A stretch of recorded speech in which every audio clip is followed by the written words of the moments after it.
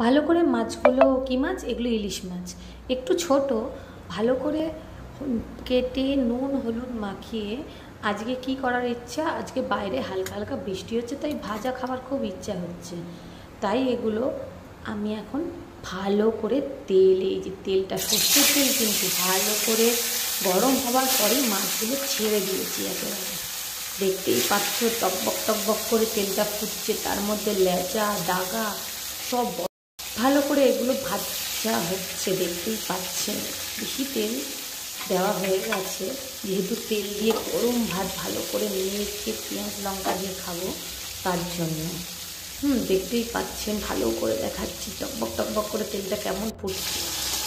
এই যে লাল লাল করে ভাজা হচ্ছে, দেখতেই পাচ্ছেন। এই যে উল্টাচ্ছি খুন্তি দিয়ে, বেশ মুচমুচে হবে ভাজাটা, গরম গরম ভাত দিয়ে খাওয়া হবে। দেখুন